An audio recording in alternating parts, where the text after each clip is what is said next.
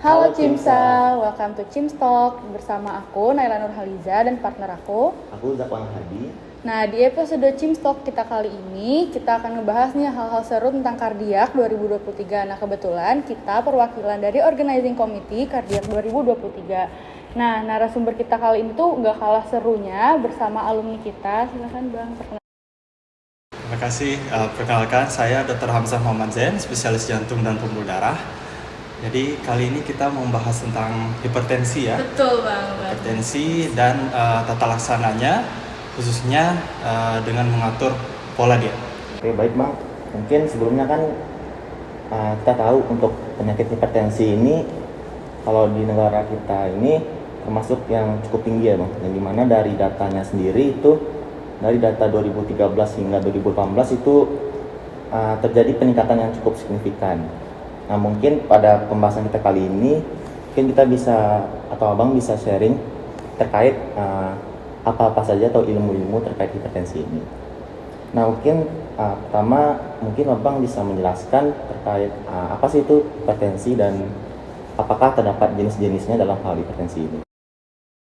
Oke, dari cara umum hipertensi itu bila didapatkan dari pengukuran tekanan darah per yang di atasnya, angka yang di atasnya itu yang kita sebut dengan tekanan darah sistolik itu besar atau lebih dari 140 mm air aksa, atau dan angka yang di bawah per yang kita sebut dengan tekanan darah diastolik itu besar atau sama 90 mm air aksa. Jadi kenapa kita masih sering membahas tentang hipertensi ini atau tekanan darah tinggi, karena memang prevalensinya masih sangat tinggi, baik itu di negara berkembang maupun di negara maju. Sama-sama harus kita ketahui juga bahwa hipertensi ini bisa menyebabkan efek buruk atau efek bahaya ke organ-organ yang lainnya, yang kita sebut dengan hypertension mediated organ damage. Bisa mengenai otak, mata, jantung, pembuluh darah, dan ginjal. Jadi maka dari itu kita harus mewaspadai betul penyakit hipertensi ini. Jadi dari pencegahan kalau sudah dapat hipertensi dan harus segera berobat. Baik Bang, mungkin dari penjelasan Abang bisa kita dapatkan bahwa hipertensi itu merupakan penyakit yang dimana itu tekanan darah kita itu lebih tinggi daripada normalnya. Dan hal tersebut juga bisa berdampak terhadap organ-organ pada tubuh kita. Nah, mungkin kembalikan kepada teman saya. Oke Bang, jadi kan itu tadi ya penjelasan singkat mengenai hipertensi. Nah Bang, Naila mau tahu dong Bang, apa sih atau gimana sih proses terjadinya dari hipertensi itu sendiri Bang?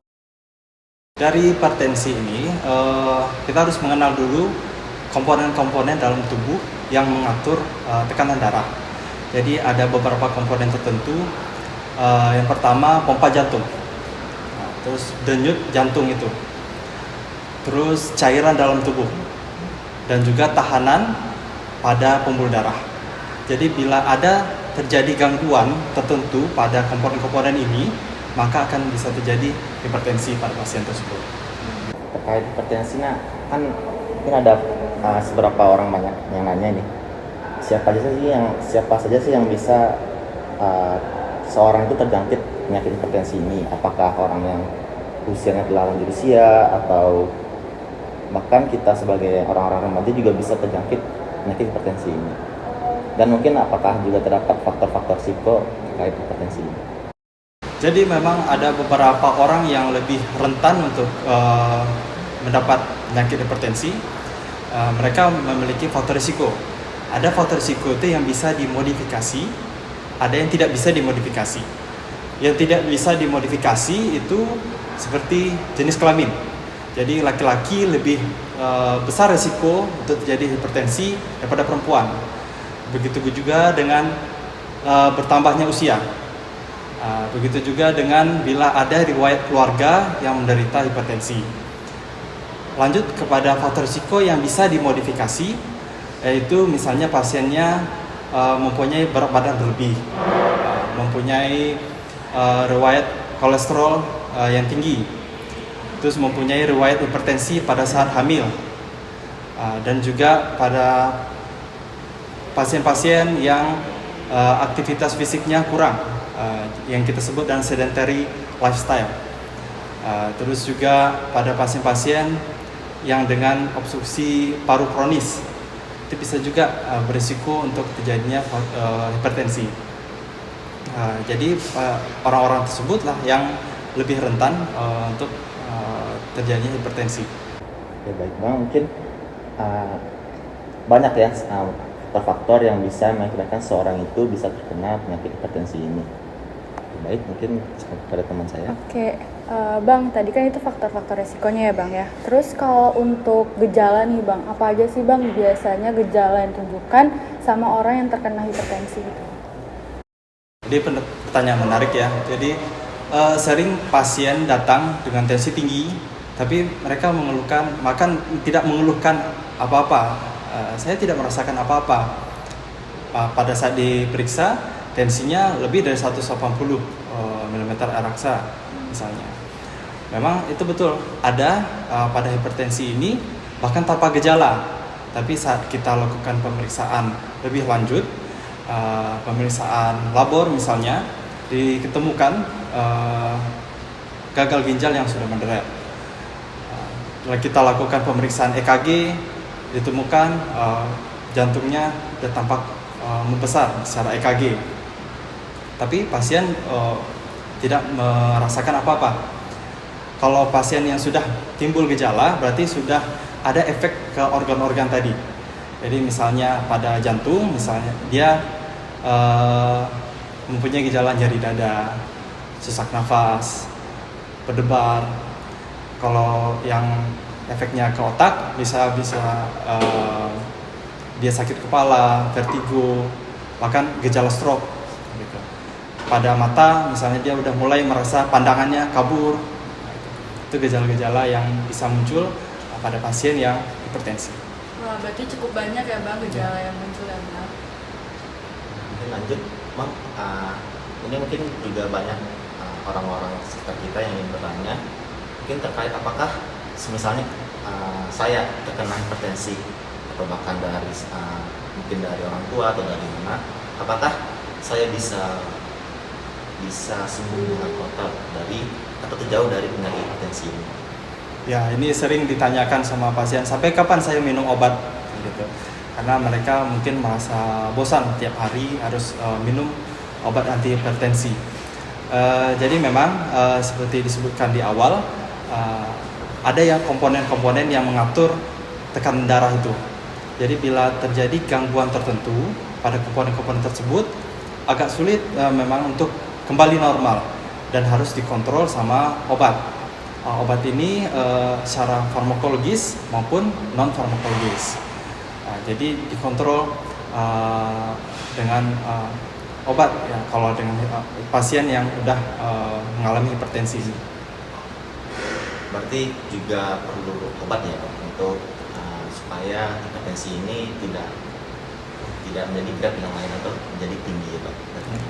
Ada beberapa pasien yang bila pas pengukuran pertama kali ditemukan hipertensinya masih grading rendah, grade 1, dan itu baru pertama kali, kita bisa coba dulu dengan mengubah gaya hidupnya.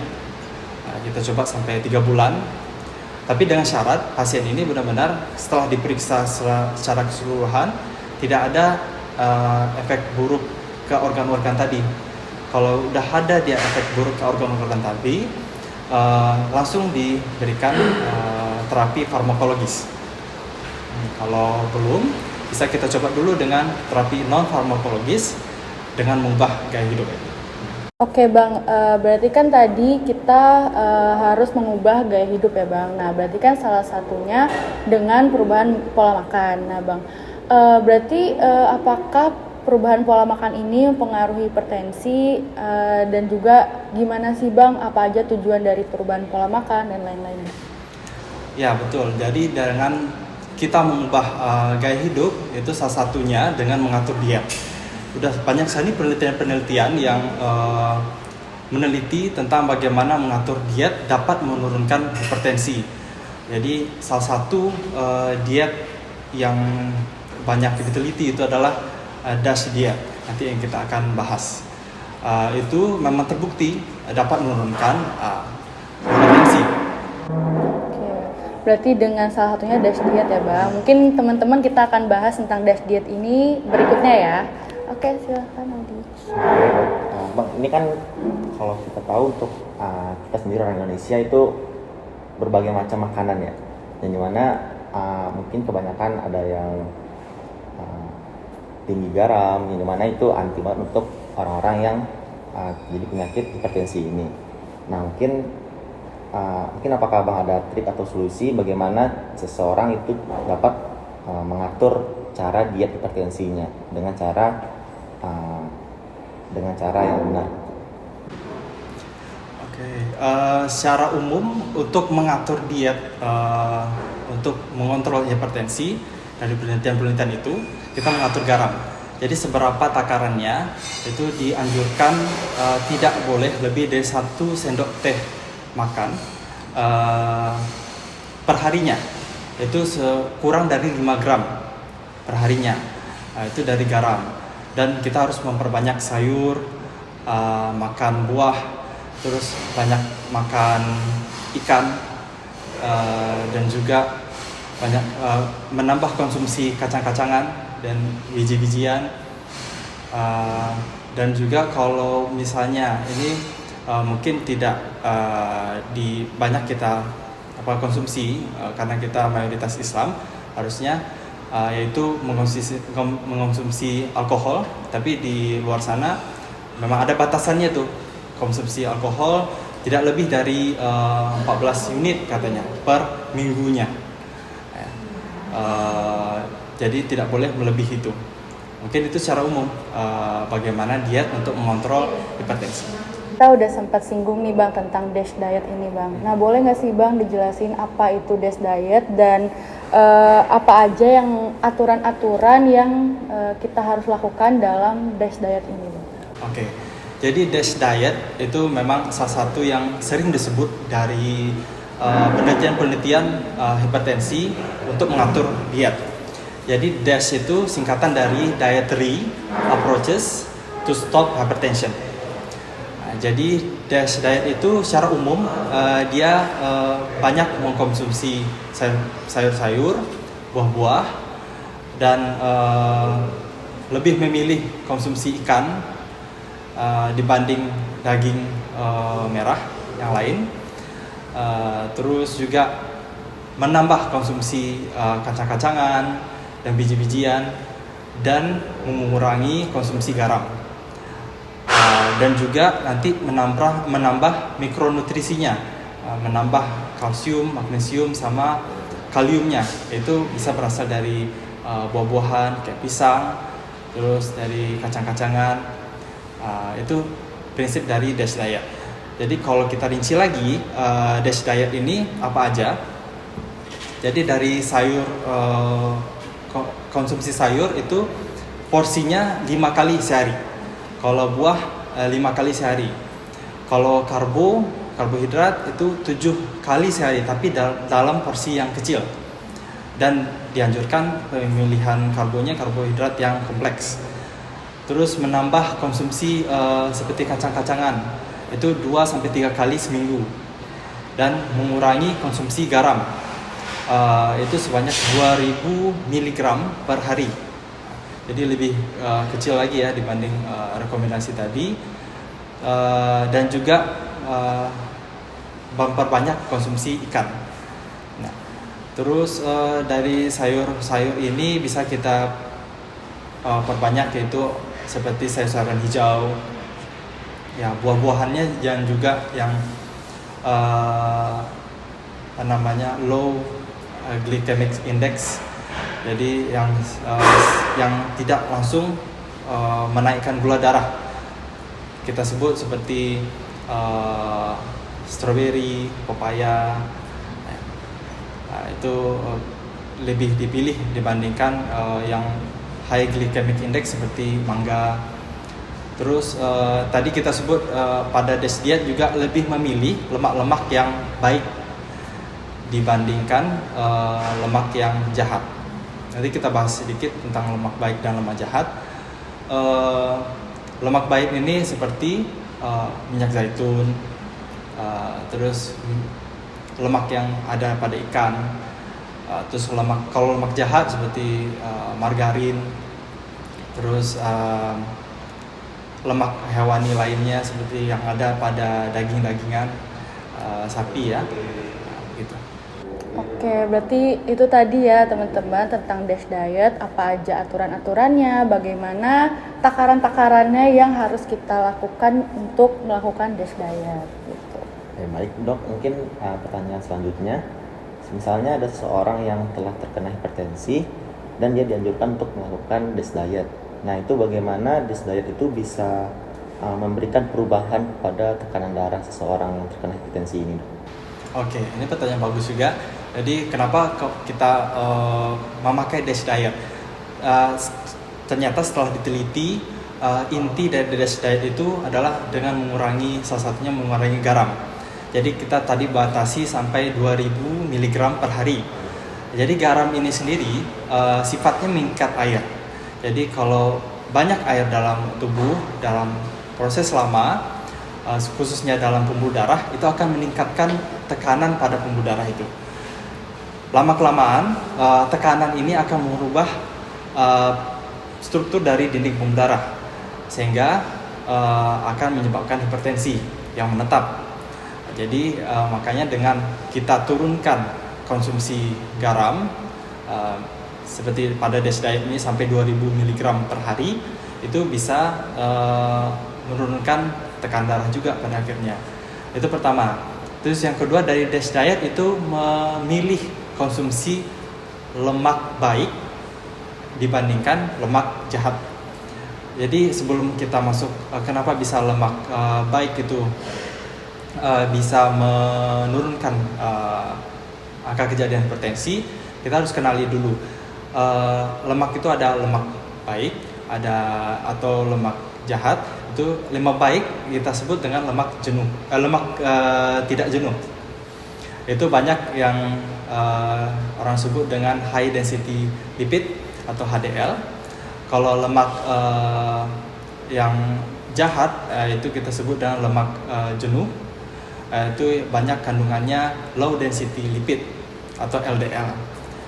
Jadi HDL, LDL ini pada saat nanti misalnya pasien memeriksa kolesterol, itu akan didapatkan hasil kolesterolnya begitu.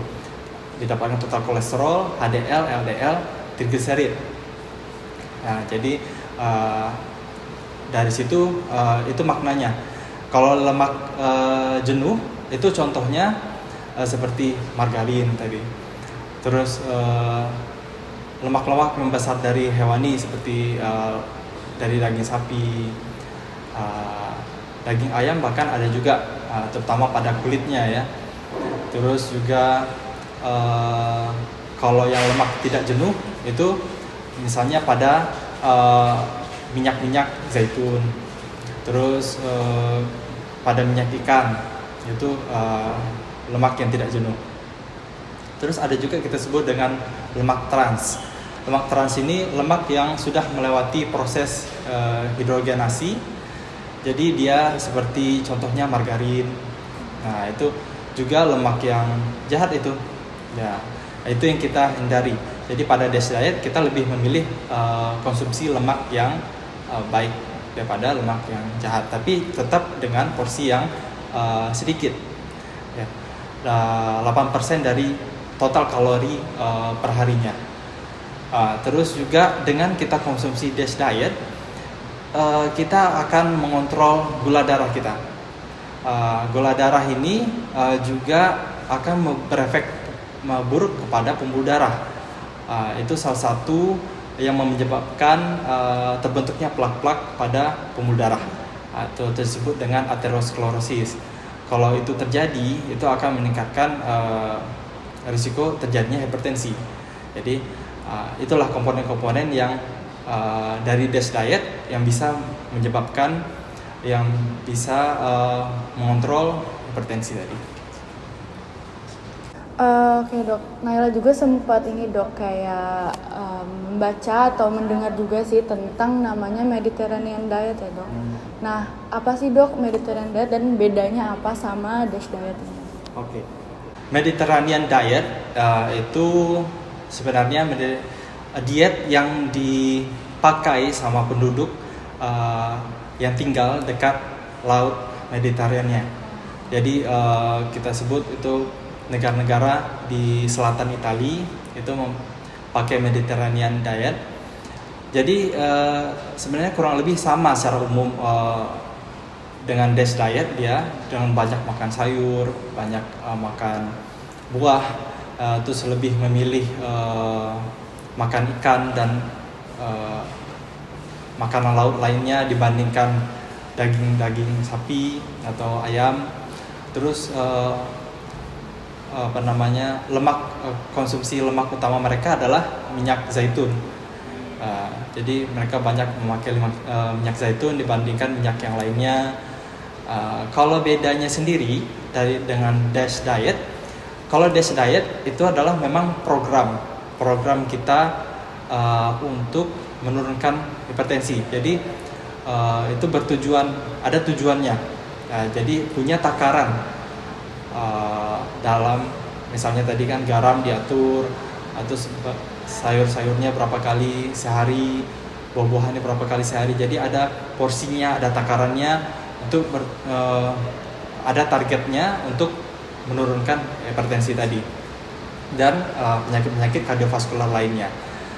Sedangkan Mediterranean diet itu hanyalah cara diet orang penduduk sana yang ternyata secara diteliti, kebetulan ada yang meneliti penduduk sana sangat rendah kejadian kardiovaskular, penyakit kardiovaskular di sana. Tapi untuk takarannya sendiri tidak ada patokan, gitu. Itu bedanya DASH diet sama Mediterranean. Tapi secara umum memang mereka pakai prinsip yang sama, banyak sayur-sayur, banyak buah, mengurangi garam dan memilih konsumsi lemak baik dibandingkan lemak yang jahat tadi. Berarti dok kalau misalnya di Indonesia sendiri lebih dianjurkan yang DASH diet ini ya dok ya? Oh iya betul sekali. Jadi DASH diet itu tidak hanya untuk pasien-pasien yang sudah menderita hipertensi, tapi juga untuk pencegahan.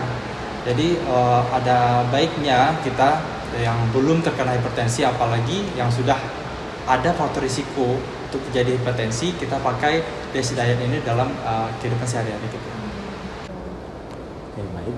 Mungkin pertanyaan selanjutnya dok, mungkin dokter sudah menjelaskan terkait pola-pola makan yang dibutuhkan untuk seorang yang terkena penyakit hipertensi ini. Nah mungkin selain pola makan, apakah ini yang faktor yang bisa kita modifikasi ya dok? Selain pola makan, ada juga aktivitas fisik. Nah apa aja sih aktivitas fisik yang dianjurkan untuk seseorang yang telah terkena penyakit hipertensi ini dok?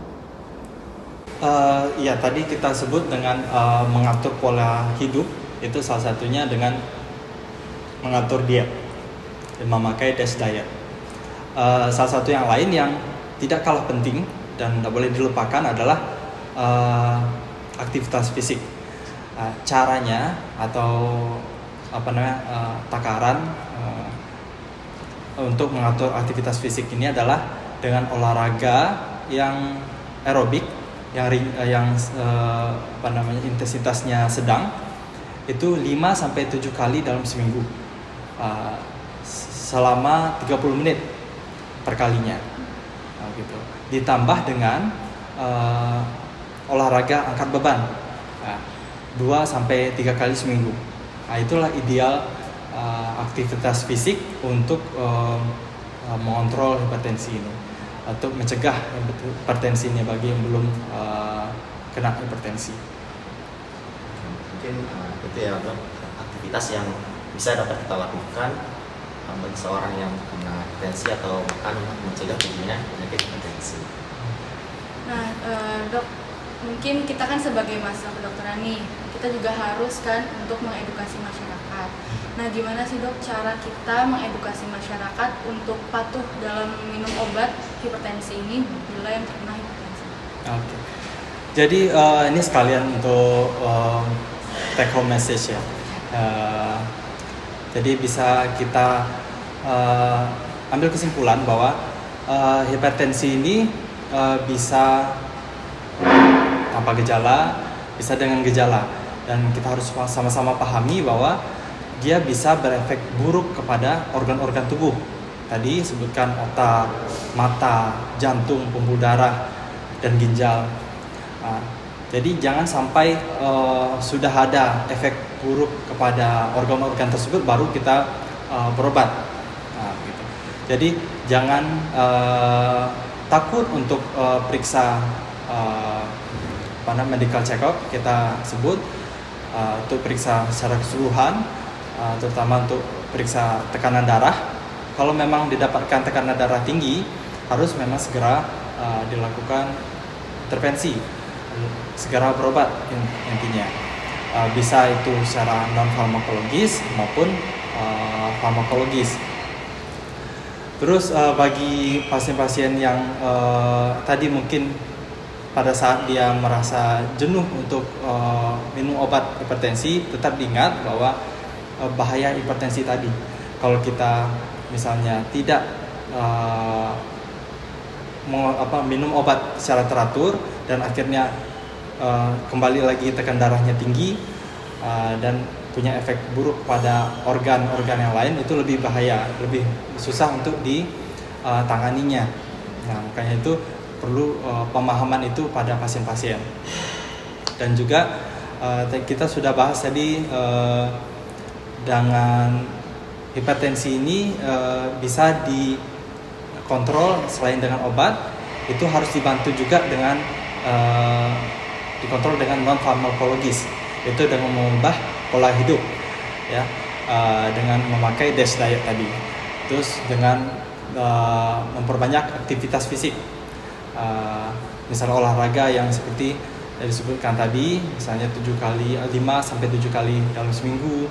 Olahraga sedang aja cukup, misalnya jalan kaki, terus bisa terus ditambah dengan angkat beban. Terus juga kita harus mengurangi stres, itu penting juga, karena itu adalah salah satu faktor risiko untuk meningkatkan hipertensi. Terus juga kita mengurangi berat badan. Nah, terus juga pada pasien-pasien yang masih merokok, itu harus dianjurkan untuk mengurangi rokok sampai stop, karena itu benar-benar bisa menyebabkan tidak hanya untuk meningkatkan risiko hipertensi dan memperburuk hipertensi bila ada, tapi penyakit lainnya, kardiovaskular lainnya, ya, dari dan bahkan penyakit paru dan lain-lainnya. Nah, itu mungkin yang bisa. Ya. Berarti sebenarnya jangan takut untuk cek tentang tekanan darah kita sendiri ya dok ya, karena salah satunya itu bisa berpengaruh apakah kita hipertensi atau tidak. Dan kalau ada yang sudah terkena hipertensi, obatnya harus tetap sampai seumur hidup ya dok ya, berarti jadinya. Karena kita takutkan nantinya akan terkena ke organ-organ kita yang lain. Dan buat teman-teman, kita tetap bisa nih melakukan yang namanya DASH diet, karena itu bisa mewaspadai kita atau menghindari kita dari terkena hipertensi. Dan juga untuk terutama untuk cowok-cowok ya, yang dijelaskan oleh dokter tadi, untuk mengurangi atau bahkan sampai berhenti dalam beberapa aktivitas seperti merokok. Iya.